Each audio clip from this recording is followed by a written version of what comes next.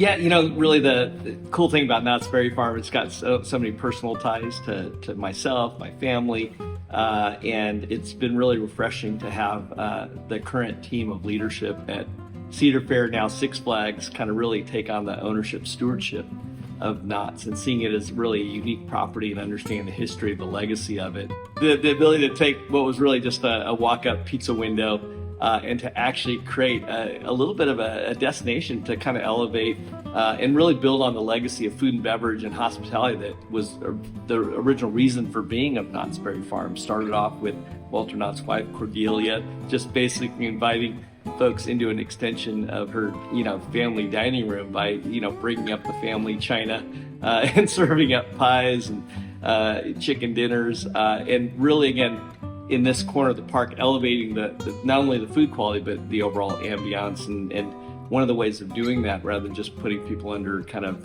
umbrellas and tables, was actually really looking at the floor plans of the existing structures. What we discovered is they were using some prime real estate right on the midway, right off the main street there, as backstage entertainment offices. And the idea of actually opening that up and finding some shaded, covered seating area, and then creating that backstory that this would be part of kind of a back street kind of district that happens to exist between the backside of the theater district and the kind of industrial warehouse district, which they had created brilliantly. The original designers themed that bridge a little bit to kind of an L train bridge, L train track. So it's almost like you're going under the L train tracks into this kind of back alley, kind of alternate back street kind of underworld, if you will. And so we thought that was such a great portal to kind of create this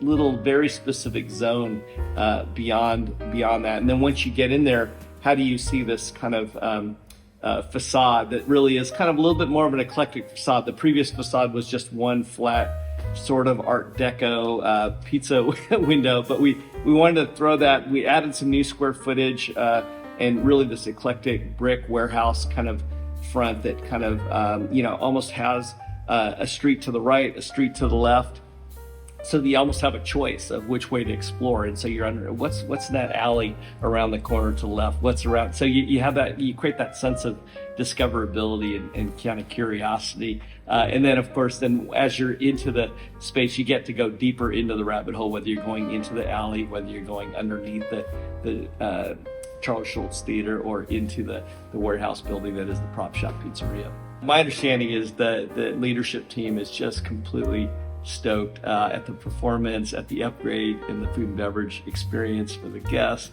We track reviews online, raving reviews, just such an upgrade from what was there. So really proud.